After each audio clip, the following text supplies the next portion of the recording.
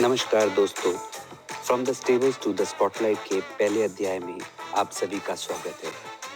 हम आज आपको ले चलेंगे दिल्ली के एक बहुत ही खूबसूरत गांव में एक बहुत ही शानदार शख्स से मिलेंगे और उनसे बात करेंगे दिल्ली एनसीआर के अद्भुत खोलों के बारे में। तो दोस्तों बने रहिए हमारे साथ इस सफर में और इस वीडियो को लाइक और सब्सक्राइब करें, साथ ही बेल आइकन को दबाना ना भूलें। नमस्कार दोस्तों, मैं आपका दोस्त होस्ट अमित प्रकाश पहले अध्याय from the stables to the spotlight में आप सभी का स्वागत करता हूं। आज हम आए हैं सूर्यपुत्र स्टड फार्म में और हम बातचीत करेंगे एक अपकमिंग अश्व प्रेमी से, रविदेव जी। वैसे तो रविदेव जी किसी परिचय के मोहताज नहीं है, मगर मैं फिर भी चाहूँगा रविदेव जी हमारे व्यूअर्स के लिए एक बार अपना परिचय जरूर दें और सूर्यपुत्र स्टड फार्म से थोड़ा आपका परिचय कराएं। रवि भाई साहब नमस्कार। नमस्कार अमित जी, और आपके व्यूवर्स को भी बहुत हाथ जोड़ के नमस्कार। नए साल की शुभकामनाएं। और जैसे कि मेरे स्टड फार्म का नाम है सूर्यपुत्रा स्टड फार्म। इसका एड्रेस है village Kanganheri, near Chhawla village, Najafgarh, Delhi. और मेरा मोबाइल नंबर है 9810709376। ठीक। रवि जी, वैसे तो दिल्ली के अंदर बहुत ही लिमिटेड गांव अब बचे हुए हैं और आपने बहुत ही बेहतरीन खूबसूरत खेतों के बीच में ये स्टड फार्म अपना डेवलप किया है। तो थोड़ा सा मुझे जानकारी दें कि आपके पास शाहजहाँ जो स्टेलियन, मेन स्टेलियन मारवाड़ी में है, तो पिछले 1 साल में और क्या क्या आपने ऐड किया है, क्या क्या हमारे यहाँ विस्तार हुआ है स्टड फार्म पर, और नई जो भी डेवलपमेंट फार्म में हुई है उसके बारे में थोड़ा विस्तार से बताएं। देखो, पहले हमारे पास पिछले साल घोड़ा आया था। ये शाहजहाँ हमने पिछले साल लॉन्च किया था इसको दिसंबर के अंदर। और इससे लगभग कोई 18 से 19 घोड़ियाँ मिली हैं अभी तक। और बड़ी खुशी की बात है कि इससे दिल्ली से बहुत दूर दूर से घोड़ियाँ मिलने आई हैं। जैसे पंजाब लुधियाना से 2 घोड़ियाँ आई, मोगा से 2 घोड़ियाँ आई, एक घोड़ी अपना दसूहे से आई, 2 घोड़ियाँ रुद्रपुर से आई, 2 घोड़ियाँ हिसार से आगे एक जगह भादरा, वहाँ से मिल के गई। मतलब काफ़ी दूर दूर से, और बहुत अच्छा रिस्पॉन्स है। और इसके मतलब अभी तकरीबन मार्केट के अंदर एक इसका बच्चा है, नर है, जो अभी मोगा शो के अंदर 4th लगा है। मिल्क टीथ के अंदर मिल्क टीथ के अंदर विनर बना है, जो कि अपने आप में एक बहुत ही अच्छा आउटकम है, खास तौर की दिल्ली के लिए, दिल्ली एनसीआर के पशुपालकों के लिए ये हमारे लिए बहुत खुशी की बात है। तो थोड़ा सा मुझे शाहजहाँ की एक बार आप पेडिग्री के बारे में बताएं। शाहजहाँ तो अब नोन ही है सबको। शाहजहाँ है जो एक पार्थ घोड़ा हुआ था जुगनू गांधी जी के पास, उसका बच्चा है। और इसका जो दादा है वो प्रभात है, और इसका जो परदादा है वो कन्हैया है। और इसकी जो मदर है वो डायरेक्ट आलीशान की बेटी है, आलीशान घोड़े की, सीरत नाम से। अभी वो पहले गहरी भाई साहब के पास थी, फिर उसके बाद वो सेल होने के बाद में अमृतसर गई, फिर अमृतसर से सेल होकर अब एक गुरतेज संधू है, एक उनके पास है इस समय। और इसकी जो दादी है वो भी आलीशान लाइन की है। वो हिंदुस्तान की टॉप 10 मेयर्स में से एक थी, मैं तो 5 भी बोल सकता हूँ। उसका नाम था अशु कीर्ति, जो अभी पीछे 3-4 महीने पहले एक्सपायर हुई है। तो इसकी पेडिग्री बहुत स्ट्रॉन्ग है और इसके रिजल्ट बहुत स्ट्रॉन्ग है। इसके मतलब अभी तक 1, 2 और 4, 6 के आसपास इसके बच्चे आए हैं अभी तक। 6 में से एक सिर्फ मेल है, जो कि अभी 4th लगा है। उसके माथे पे फूल और 3 पैर सफेद है। और बाकी इसकी सब मेयर आई हैं, बच्चियां आई हैं, जो सबके ब्लेज है टोटल। और सबके 3 पैर 4 पैर सफेद है और बहुत ब्यूटी दे रहा है। अभी एक मेरे फार्म पे भी है बच्ची, जो वो अपनी हम इस घोड़ी से वीडियो है। में जरूर हाँ, आप दिखाएंगे। दिखाना जरूर, सबको दिखाना। इसके बाद एक जहाँ तक मुझे ध्यान है, एक नुकरा बच्चा भी हमने तैयार किया। हाँ, एक नुकरा घोड़ा तैयार नहीं किया वो अमित जी, हम तैयार ही लेके आए थे। लखनऊ के पास एक जगह है अपना मलियाबाद, वहाँ हाँ एक जी। हमारे बड़े प्यारे मित्र हैं फाइज भाई, उनसे मैंने वो परचेज किया था। वो भी पिछले साल दिसंबर में ही मेरे पास आया था। उससे भी 6-7 घोड़ियां मिली हैं। उसके रिजल्ट अब आने शुरू हो जाएंगे।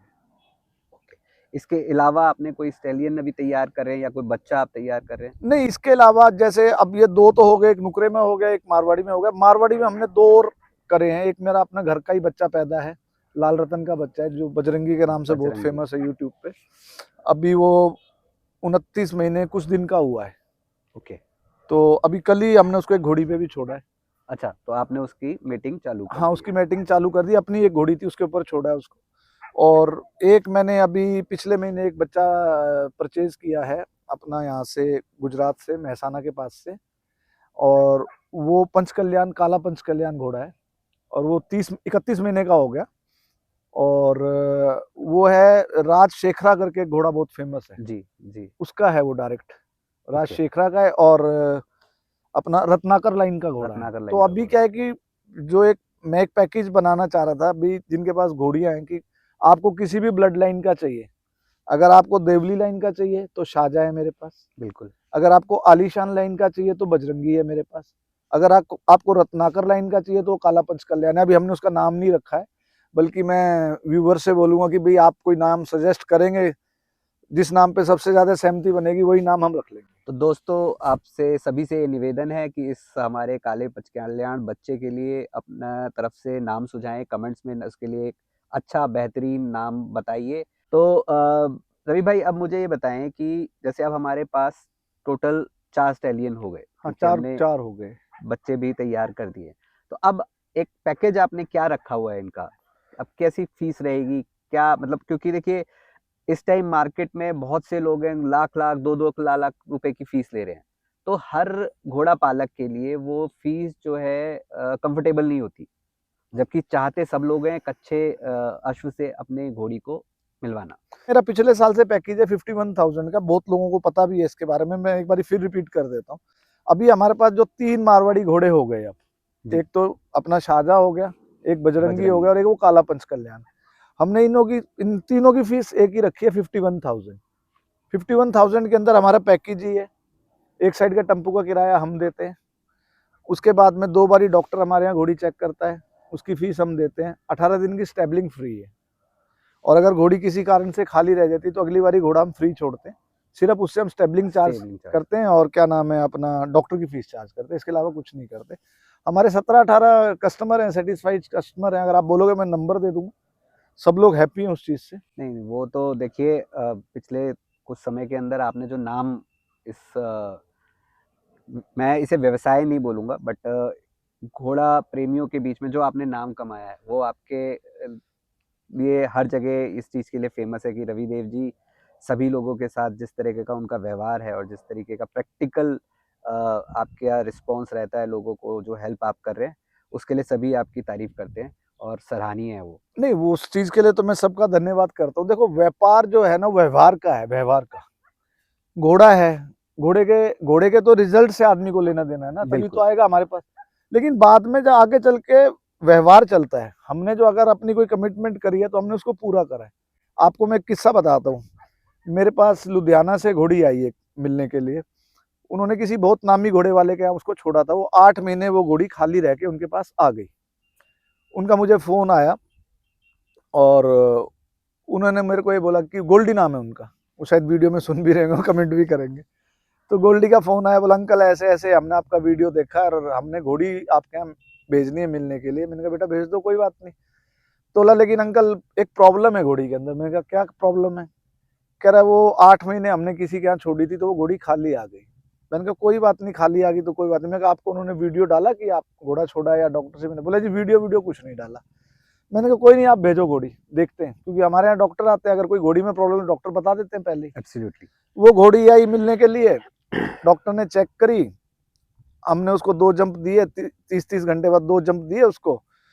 16 दिन बाद हमने घोड़ी चेक कराई, घोड़ी चेक पास, कोई प्रॉब्लम ही नहीं घोड़ी में, और वो 8 महीने वहां खड़ी होकर आ गई घोड़ी।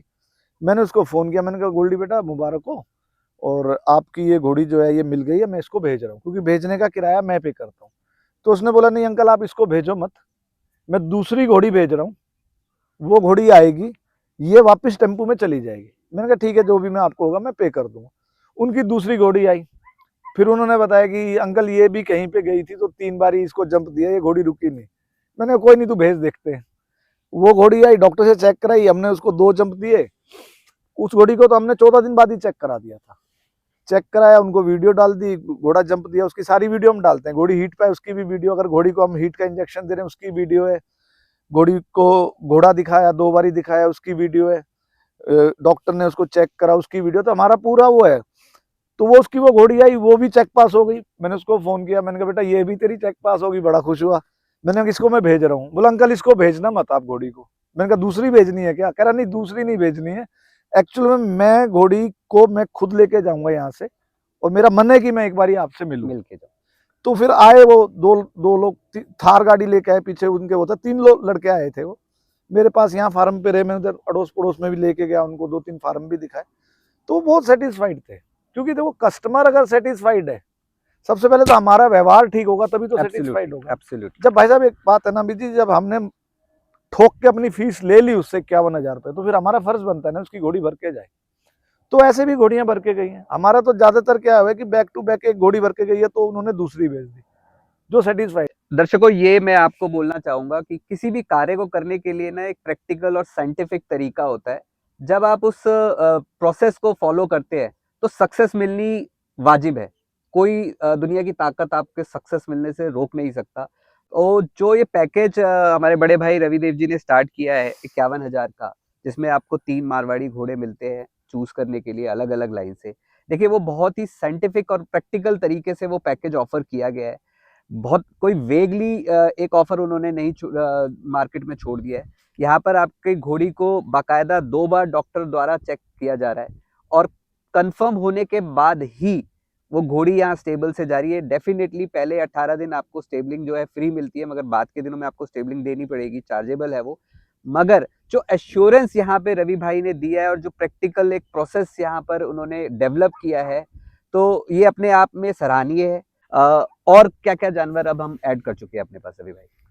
स्टैलियन तो अब हमारे पास 4 हो गए, एक नुकरा हो गया, वो सूर्य वाली लाइन का है, उसका कोई पैकेज नहीं है। उसकी हमने सिंपल फीस रखी हुई 21,000 रुपये। ओके, 21,000 रुपये हम चार्ज करते हैं। डॉक्टर की फीस पार्टी पे करेगी, ठीक है, स्टेबलिंग भी उसकी देनी पड़ेगी घोड़ी की, ठीक है। हाँ, तो वो है। बाकी और अपने पास अब घर पे इस समय 4 बच्चियां हैं, अपनी खुद की पैदा है। 2 रफेल घोड़े से हैं, ओके, एक मेरे घोड़े से ही है, इससे शाहजहाँ से, नीली घोड़ी के नीचे। वो डालना वीडियो, उसकी बच्ची है, वो बहुत अच्छा, उसका पतला ब्लेज है, 3 पैर उसके वाइट है, महुआ कलर में। और एक मैंने एक घोड़ी ली थी, कोई 68 इंच की घोड़ी थी, अभी वो पिछले महीने, इससे पिछले महीने 3 तारीख को एक्सपायर कर गई वो घोड़ी। बहुत बड़ी घोड़ी थी, उसकी बच्ची मेरे पास है, और वो भी चंबी है, काली चंबी बच्ची है वो। लेकिन वो है कि भगवान कहते हैं ना, कोई चीज लेता है, अगर आपका एक हाथ खाली करता है तो उसमें कुछ दे भी देता है। तो उसने वो ऐसी बच्ची दी है कि वो, मैं गारंटी देता हूँ कि वो बच्ची 70 इंच से नीचे नहीं रुकेगी, बहुत बड़ी बच्ची बनेगी। और ब्यूटी बहुत है, बहुत अच्छा ब्लेज है, चंबी में हमेशा फटा हुआ ब्लेज आता है, उसका ब्लेज बहुत अच्छा है, 3 पैर सफेद है, कान वान, बहुत जबरदस्त बच्ची है। ठीक है। रवि भाई, अब हम आपसे ना इस वीडियो में कुछ और 2-3 विषय में बात करेंगे। इसी दौरान हम कोशिश करेंगे सभी तीनों स्टैलियन जो मारवाड़ी हमारे पास हैं, प्लस एक नुकरा जो स्टैलियन है हमारे पास, उसको दर्शकों को दिखाने के लिए। आज के हमारे डिस्कशन के पॉइंट्स रहने वाले हैं, वो है कि स्टेबल मैनेजमेंट हम कवर करेंगे, देन उसके बाद जनरल केयर एंड हाइजीन घोड़ों की, और मेडिकल हेल्थ, जैसे अभी आपने एक विषय बताया कि एक हमने घोड़ी को खो दिया है, तो क्या हॉर्स के घोड़ों की देखभाल कैसे करनी चाहिए। तो पहले स्टार्ट करेंगे स्टेबल मैनेजमेंट से। मैं आपसे जानना चाहता हूँ, क्योंकि आपको एक काफ़ी अच्छा समय हो चुका है घोड़े रखते हुए, और आपने काफ़ी अच्छे स्टेबल्स भी बना रखे हैं। मैं खुद आता रहा हूँ, मैंने देखा है। मगर आप कृपया दर्शकों को बताएं कि घोड़ों के लिए स्टेबल बनाते समय किन बातों का ध्यान रखना चाहिए। देखो, सबसे पहले तो रूम साइज का ध्यान रखना चाहिए।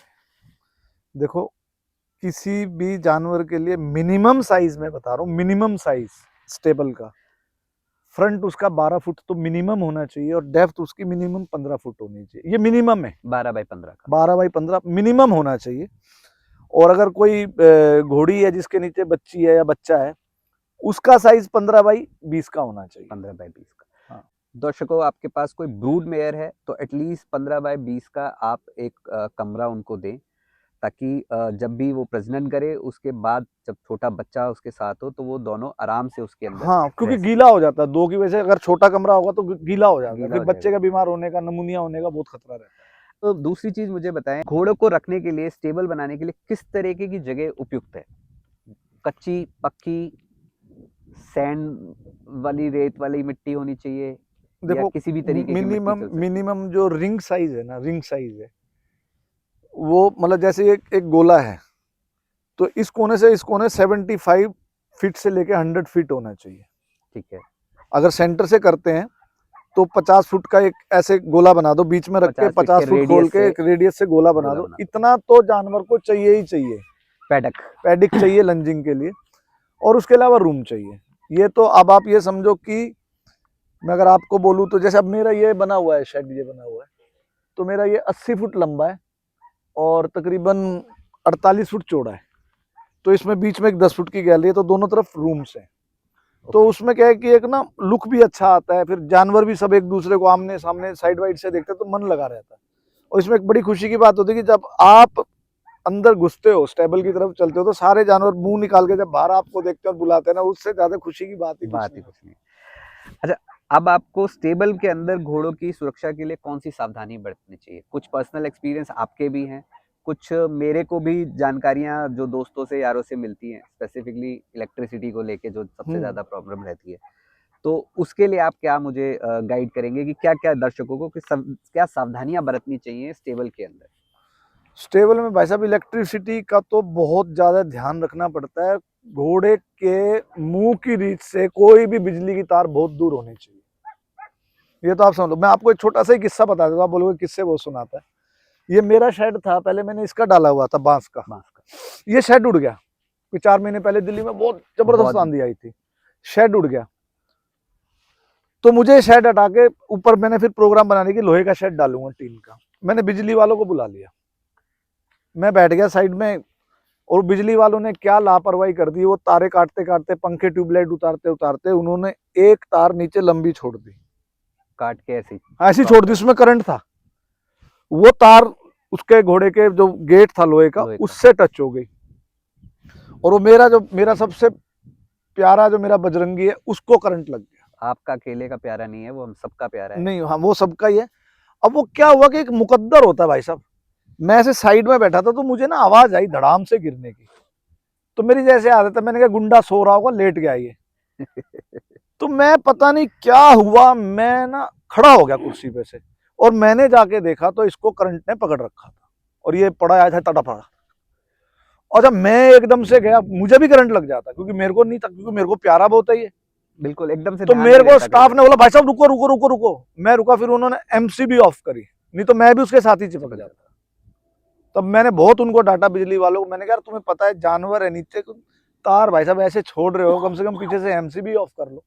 तो वही भाई साहब, अगर अमित जी 10-15 सेकंड का हेरफेर रहता तो शायद वो ना भी होता इस दुनिया में। तो दोस्तों ये सावधानी आप लोग जरूर बरतें कि जब भी आप अपने स्टेबल के अंदर इलेक्ट्रिसिटी कनेक्शंस करवाएं, तो यू मेक श्योर कि घोड़ों की रीच से वो बहुत दूर हो, और जिस भी तरीके से आप उसे प्रोटेक्ट कर सकते हैं, चाहे वो पीवीसी पाइप्स के अंदर हो या वो प्रॉपर टेपिंग करी हुई हो, आप कोशिश करिए कि वो घोड़ों की रीच से बहुत ज्यादा दूर हो। किसी भी तरीके का इस तरीके का हादसा आपके बहुत ही, देखिए अश्व है, पशु है, कोई भी, वो कीमत उसकी नहीं आंकी जा सकती, क्योंकि वो हमारे लिए प्रिय है, अमूल्य है वो। तो एक जानवर के साथ हादसा हो जो कि खुद अपने दर्द को बयान नहीं कर सकता, तो उसके लिए हमें ही सावधानी बरतनी पड़ेगी। तो कृपया करके ये सावधानी आप लोग अपने स्टेबल में जरूर बरतें। नेक्स्ट क्वेश्चन मेरा रहेगा कि इनके घोड़ों के स्टेबल की साफ सफाई, देखो आप कितने टाइम बाद इसकी मिट्टी चेंज करते हैं? क्या किस तरीके की आप स्टेबल में मिट्टी यूज कर रहे हैं? क्या क्या आप एक स्टेबल के अंदर घोड़ों के लिए उपलब्ध देखो कराया है? हमारे यहाँ ना, जो हमारे खेत की मिट्टी है, ये थोड़ी ना तकड़ी मिट्टी है, मजबूत है, ये जल्दी से ना हार्ड हो जाती है। ओके। तो हमारे यहाँ से कोई 12-15 किलोमीटर दूर एक जगह है कालियावास, हाँ जी। एक जगह का नाम है कालियावास, वहाँ की थोड़ी मिट्टी बालू टाइप मिट्टी है, तो हम महीने में 2 ट्रॉली मिट्टी की मंगाते हैं वो। ओके। तो अभी भी है। तो हमारा ये है कि सुबह एक बारी जैसे जानवरों का साफ कर दिया स्टेबल, फिर एक बारी शाम को साफ कर दिया, और फिर शाम को 5 बजे के आसपास हम हर स्टेबल के अंदर 4-5 टोकरी उसकी मिट्टी की डलवा देते हैं, बिल्कुल तसले से वो करके। जहां भी हमें लगता है गीला है या ये यहाँ ज्यादा गड्ढा हो गया, तो हम वो उसको वो पूरा उससे करते हैं, तो उससे एक हाइजीनिक भी रहता है और घोड़ा आराम से बहुत तो रहता है। रवि भाई नीचे मिट्टी ही है या आपने नीचे उसको भी मिट्टी है, टोटली मिट्टी है, प्लास्टर करके नहीं नहीं नहीं नहीं, सारी टोटली मिट्टी है। नीचे अपनी ये खेत की मिट्टी होगी, उसके ऊपर कोई 6-8 इंच की लेयर जो है हमारी, उस मिट्टी की बना के रखते हैं। हाँ, बालू मिट्टी, हाँ, वो बना के रखते हैं। अब आगे अगला जो क्वेश्चन है, वो दोनों मैं 2 क्वेश्चंस को मिला के ही पूछता हूँ। हवा का संचालन, बिल्कुल क्रॉस वेंटिलेशन है, लेकिन अभी ढका हुआ है सर्दियों की वजह से ना, अब सारा कवर्ड किया हुआ हमने। लेकिन गर्मियों में इसको खोल देते हैं हम। हमने मच्छरदानी वाली वो जाली लगाई है चारों तरफ, तो अंदर मक्खी और मच्छर हम नहीं जाने देते, पर वो वेंटिलेशन बहुत अच्छा है। और लाइट का कैसे करते हैं? हमारे को लाइट मतलब व्हाइट लाइट की जरूरत, घोड़ों के लिए क्या बेटर है, व्हाइट लाइट, येलो लाइट, किस तरीके की लाइट भाई साहब से देखो, इम्पैक्ट पड़ता ये है? ना देखो, मैं आपको बताऊं, घोड़ा जंगल में रहता है। बिल्कुल। जिस दिन चांदनी रात होती है तो कौन सा उसके वो कोई चद्दर लगा देता है उसके आगे, इसको लाइट ना मिले। कुछ लोग बोलते हैं रात को लाइट ऑफ कर दो घोड़ा सो जाएगा, ऐसा नहीं है भाई। घोड़ा जब ही सोएगा जब उसको कंफर्ट होगा और जब उसको लगेगा कि मैं सेफ हूं। मेरे फार्म पे बहुत लोग आते हैं कि भाई साहब घोड़ा सोता नहीं है। मैंने कहा जब हमने नहीं रखे थे हमें भी ऐसे ही लगता था। मैंने कहा आओ दिखाऊं तुम्हें।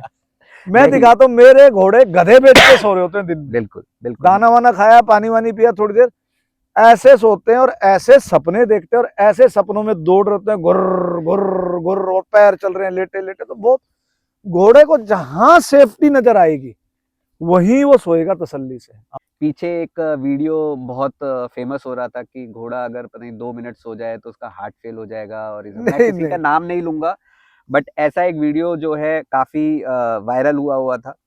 तो मेरा आप सभी के माध्यम से, इस चैनल के माध्यम से यही कहना है कि घोड़े सोते हैं, और बहुत बढ़िया सोते हैं भाई साहब। घोड़े भी घोड़े बेच के सोते हैं, हाँ, खर्राटे मार के सोते हैं।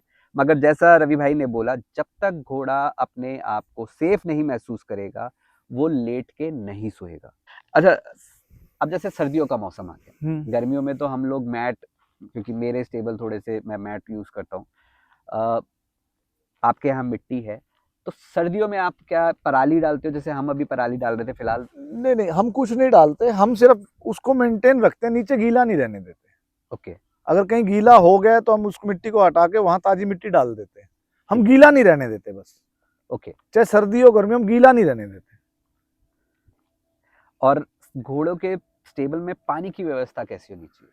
पानी की तो देखो, मैं अपनी कई वीडियो में पहले भी बोल चुका हूँ, हम दिन में 4 से 5 बार ही पानी दिखाते हैं। हर घोड़े को हम पर्सनली अपने हाथ से पानी दिखाते हैं। घोड़े के आगे बाल्टी रखते हैं, खुद बैठ जाते हैं, घोड़ा तसल्ली से अपना पानी 2-3 बारी में पीता है, फिर हम बाल्टी हटाते हैं। ओके।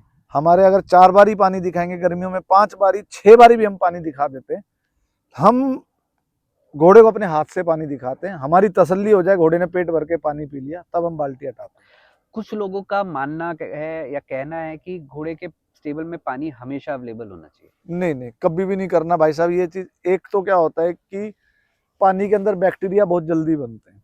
अगर 24 घंटे पानी खड़ा है तो कोई ना कोई बीमारी घोड़े के अंदर घुस जाएगी, आपको पता भी नहीं लगेगा। फिर घोड़ा पानी पी रहा है या नहीं पी रहा आपको पता ही नहीं लगेगा। बाल्टी से आप पानी दिखाओगे, आपको पता है ना, अब इसने 3 लीटर पी लिया, 2 लीटर पी लिया, 5 लीटर पी लिया, आपकी आंखों के आगे है ना। बिल्कुल। जब स्टाफ है, हम में तो क्या दिक्कत है, हाथ से दिखाते हैं। सर्दियों में भी आप ऐसे ही कर रहे हैं उनको? हाँ, 4 ऐसे बारी ही 5 है, बारी ऐसे ही। थोड़ा क्वांटिटी उनकी कम हो जाती होगी, बट आप पानी वो पी रहे हैं। क्वांटिटी कम हो जाती है, दिखाते हम 4-5 बारी है। अब एक्चुअल में क्या है, मेरे पास ट्यूबवेल लगा हुआ है यहाँ पे। हमारा क्या है कि जब भी हमने पानी पिलाना है, एक टब रखा हुआ है ट्यूबवेल के आगे, हमने स्विच फ्रेश। ऑन करना है, फ्रेश पानी भरना है। अब सर्दियों में जब हम फ्रेश पानी भरेंगे ना तो वो हल्का गर्म गुनगुना आएगा, सा आता है वो। तो घोड़े पी लेते हैं। सर्दियों में जब हम उसको चलाएंगे तो वो ठंडा पानी आता है, घोड़े पी लेते हैं। तो 5 बारी ट्यूबवेल चलता है, ये नहीं कि कोई 5 बारी ट्यूबवेल चलता है। 1 मिनट से ज्यादा ट्यूबवेल नहीं चलता हमारा। 1 मिनट में 250-300 लीटर पानी भर गया, वहां से बाल्टियों से उठाया, घोड़ों को दिखाया। रवि भाई, नेक्स्ट जो मेरा सेगमेंट होगा वो होगा जनरल केयर, सामान्य देखभाल और हाइजीन कैसे मेंटेन अश्वों की। तो जेनरिक बीमारियां, देखिए सबसे ज्यादा तो कॉलिक की प्रॉब्लम रहती है, मगर इसके अलावा जैसे वेदर चेंज हुआ है तो घोड़ों के अंदर जो बीमारियां हैं उसको प्रिवेंट करने के लिए, ये नहीं बचा तो नहीं सकते हम, बट कितना कम कर सके, क्या क्या सावधानी बरतनी चाहिए जिससे कि हमारे घोड़ों को बीमारियां कम से कम? देखो, घोड़े को बीमारी अगर वेदर से कहते हो कि वेदर से कोई बीमारी आती है घोड़े को, तो मैं नहीं मानता। ओके। क्योंकि आज अगर 48 डिग्री टेम्परेचर है, कोई ये तो नहीं है कि अगली रात 8 डिग्री टेम्परेचर हो जाएगा। टेम्परेचर खुद को भी डाउन करने में टाइम लेता है ना, 15-20 दिन, महीना 2 महीना लगता है ना टेम्परेचर को बदलने में, नीचे आने में। तो उसमें जानवर है, जंगली जानवर है भाई साहब। ये तो हमने इसको ये पंखे लगा दिए कर दिया, जंगलों में कौन पंखे लगा रहा है इनके लिए। बिल्कुल।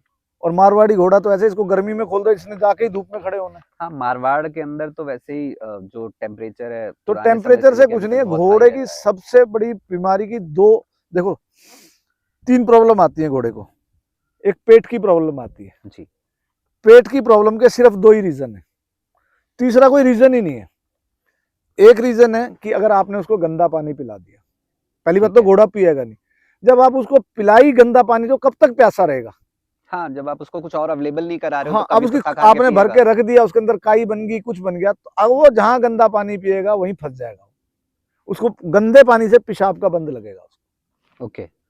और जो आप भी उसको जो भी चारा डाल रहे हो, जैसे हम नॉर्थ इंडिया के अंदर हम गेहूं का वो डालते हैं भूसा, जैसे पंजाब में उसे तूड़ी बोलते हैं, तूड़ी, हरियाणा में उसको तूड़ा तूड़ा बोलते हैं। बोल देते हैं।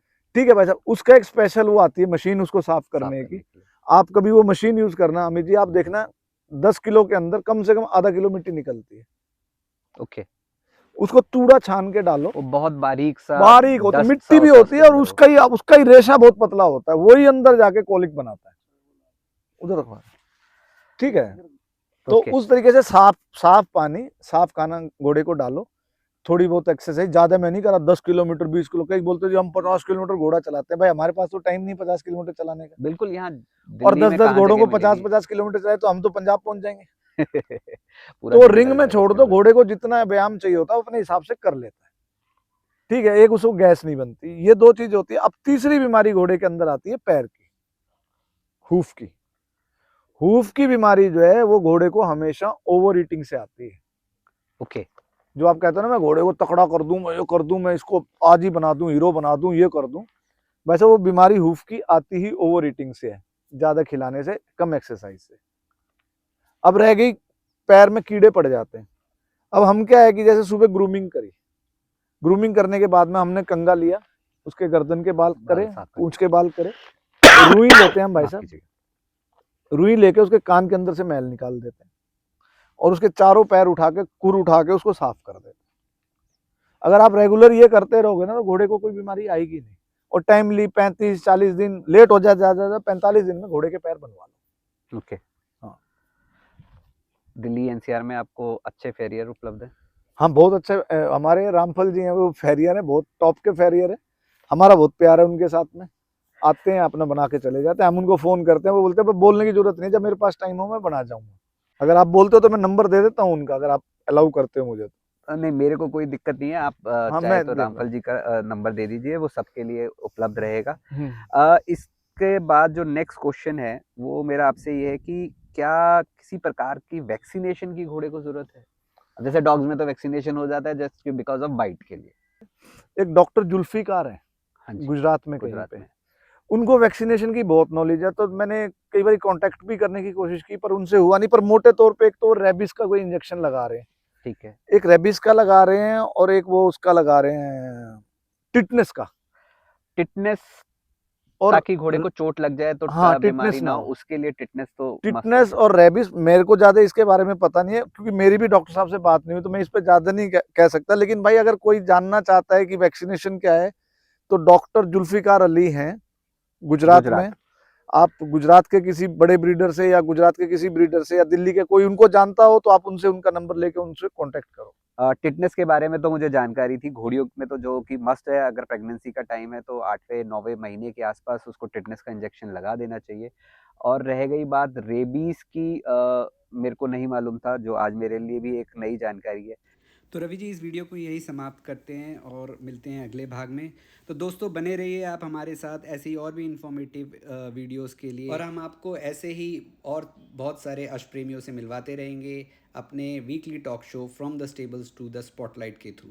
तो दोस्तों इस वीडियो को लाइक और सब्सक्राइब करें, बेल आइकन का बटन दबाएं ताकि आपको नोटिफिकेशन मिलते रहें। नमस्कार, सत श्री अकाल, सलाम, नमस्ते।